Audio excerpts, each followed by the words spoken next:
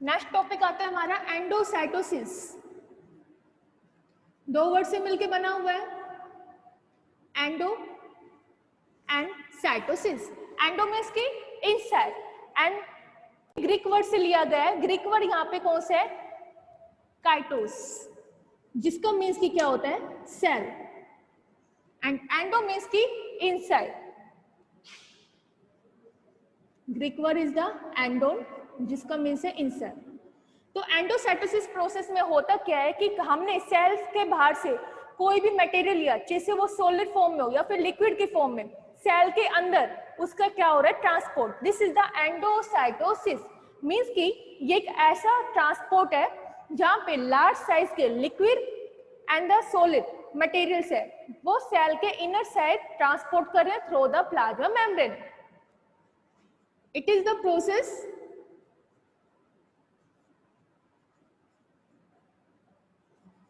by which large size molecules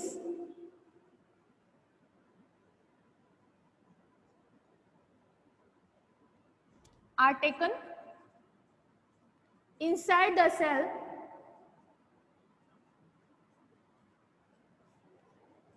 through plasma membrane.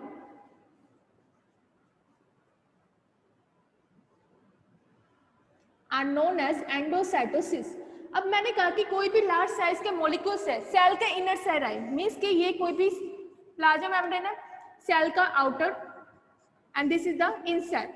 Cell के बाहर कोई भी मटेरियल था, इसको हमने सेल के इनसाइड लेना है। तो सबसे पहले ये क्या करेगा? मेम्ब्रेन के ऊपर एक रिसेप्टर यहाँ पे प्रेजेंट होता है। रिसेप्टर होता क्या है? प्रोटीनियस पार्टी है। कोई भी जो मटेरियल जो हमें इनसाइड लेना है, ये मटेरियल क्या करेगा? इस रिसेप्टर के साथ बाइंड करेगा। बाइंड करने के बाद ये जो प्लाज्मा मेम्ब्रेन है क्या करेगी? इसको इनसाइड लेगी। ठीक है, कैसे होता है अभी देखेंगे। ये बोल के जा रहे कि लार्ज साइज के मॉलिक्यूल्स, जैसे वो सॉलिड फॉर्म में हो या फिर किस फॉर्म में हो? लिक्विड फॉर्म में। तो यदि कोई सॉलिड मटेरियल आ रहा है सेल के इनर साइड, तो ऐसे प्रोसेस को हम क्या बोलते हैं? फैगोसाइटोसिस। लेकिन यदि कोई सेल कौन से मटेरियल को सेल के अंदर ले रही है? लिक्विड मटेरियल को, उसको हम क्या बोलते हैं? पिनोसाइटोसिस। सेल का outside and this is the inside. Cell के बाहर से कोई मटेरियल आया, अभी हम सिर्फ एंडोसाइटोसिस का प्रोसेस कर रहे हैं, ना कि फैगो एंड द पिनो का। कोई भी बाहर मटेरियल है, जिसे वो सॉलिड फॉर्म में हो लिक्विड फॉर्म में, सेल का काम क्या होता है या फिर प्लाज्मा मेम्ब्रेन है वो क्या करेगी? इस मटेरियल को सेल के इनर साइड लेगी। कैसे? प्लाज्मा मेम्ब्रेन के ऊपर क्या प्रेजेंट होते हैं? Receptor. Receptor is the proteinaceous, जो प्रोटीन के बने होते हैं। अब जैसे रिसेप्टर है उसने इस लिगेंड्स को रिकॉग्नाइज कर लिया, तो ये जो लिगेंड है, लिगेंड वो मॉलिक्यूल जिसको हमें ट्रांसपोर्ट करवाना है, तो ये लिगेंड क्या करेगा? इस रिसेप्टर के साथ अटैच करेगा और क्या बनाएगा? Ligand receptor complex. तो देखिए क्या हुआ? Ligand receptor complex. रिसेप्टर की बात करें तो बच्चे ये जो रिसेप्टर है ये भी क्या होते हैं? स्पेसिफिक होते हैं, जो स्पेसिफिक टाइप के लिगेंड्स के साथ अटैच हो सकते हैं। तो इसने बनाया लिगेंड रिसेप्टर कॉम्प्लेक्स। एग्जाम्पल की बात करें तो किसी पर्सन ने आपको टच किया है, आपको कैसे पता चला कि भाई उसने हमें टच किया है? हम पहचान लेते हैं जब कोई टच करता है कि यस ये हमारी मदर ने टच किया है, ये फादर का टच है, ये फ्रेंड का है, हम रिकॉग्नाइज कर लेते हैं। वो कैसे?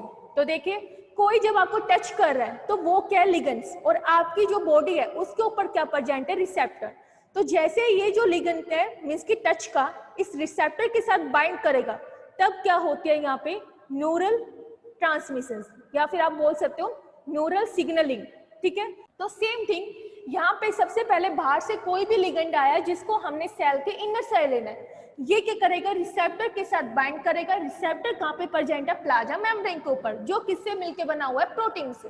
बाइंड क्या बनाया? Receptor ligands complex. अब जैसे ही ये कॉम्प्लेक्स बना, प्लाज्मा मेम्ब्रेन इसको क्या लेगी? इनसाइड। ऐसे प्रोसेस को हम क्या बोलते हैं? इनवैगिनेशन। कैसे करेगी देखते हैं। बनने के बाद प्लाज्मा मेम्ब्रेन ने क्या करना शुरू कर दिया? इनवैगिनेट। तो यहाँ पे रिसेप्टर लिगेंड्स कॉम्प्लेक्स था, सेल ने इसको, ठीक है, सेल मेम्ब्रेन ने क्या किया? इनर साइड फोल्डिंग करी, एक कप लाइक स्ट्रक्चर बनाया जिसके अंदर क्या है, ये रिसेप्टर लिगेंड कॉम्प्लेक्स है। ऐसे प्रोसेस को हम क्या बोलते हैं, इनवैगिनेशन। जैसे इनवैगिनेशन हुई तो अब इस वेसिकल्स को हमने क्या बोला, endocytic vesicle. This vesicle are known as the endocytic vesicle. ठीक है, इस वेसिकल को कोट करके जाता है एक प्रोटीन, इस प्रोटीन को हम क्या बोलते हैं, क्लैथ्रीन। दिस प्रोटीन इज द क्लैथ्रीन जो मेनली एंडोसाइटिक वेसिकल को कोट कर रहा है। अब यहाँ पे क्या होगा, पिंचिंग। पिंचिंग मीन्स कि ये जो वेसिकल है इस प्लाज्मा मेम्ब्रेन से क्या हो जाएगा, करने के लिए एक प्रोटीन आता है, इस प्रोटीन का नाम क्या होता है, डायनामिन। डायनामिन काम क्या हुआ, पिंचिंग ऑफ द वेसिकल।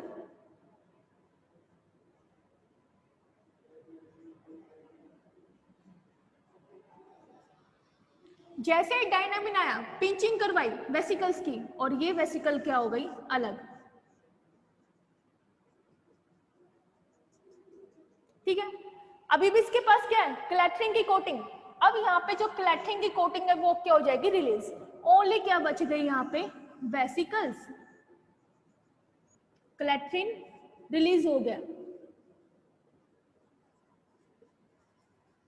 ऐसे वेसिकल्स को हम क्या बोलते हैं, एंडोसोम। एंडोसोम। ठीक है, अब ये जो एंडोसोम है ये क्या करेगा, लाइसोसोम्स के साथ फ्यूज करेगा। जैसे कि ये कोई भी एंडोसोम है, ठीक है, ये है यहाँ पे लाइसोसोम। एंडोसोम्स के पास कोई भी मटेरियल था, उसने किसको दे दिया, लाइसोसोम को। लाइसोसोम्स ने क्या किया, उस मटेरियल की डेथ करवा दी। बिकॉज लाइसोसोम्स के पास क्या होते हैं, कुछ हाइड्रोलाइटिक एंजाइम्स होते हैं जो वो क्या करेगा, मटेरियल को डिग्रेड करवाएगा। जैसे मटेरियल इसने ले लिया, लाइसोसोम ने क्या करवाया, एंडोसोम्स को फ्री करवा दिया, और एंडोसोम्स अगेन क्या हो गई, यहाँ पे रिलीज हो गई। और लाइसोसोम्स ने क्या करवाया, उस मटेरियल को ईट कर लिया या फिर उसको डिग्रेड करवा दिया। इसलिए हम लाइसोसोम्स को क्या बोलते हैं, ग्रेवर्ड ऑफ द सेल। देखिए क्या हुआ, एंडोसोम था, ये है यहाँ पे लाइसोसोम। अच्छा, एक और चीज है, लाइसोसोम भी टू टाइप के होते हैं, one is the primary and second is the secondary lysosome. Lysosomes जब हम स्टडी करेंगे सेल ऑर्गेनेलिज्म में तब आपको ये पता चल जाएगा। तो अभी मैं नॉर्मल आपको बता रही हूँ, लाइसोसोम है क्या करेगा, एंडोसोम्स के साथ फ्यूज करेगा। हो गई, जैसे फ्यूजन हुआ इस वेसिकल्स को हमने क्या बोला, एंडोलाइसोसोम।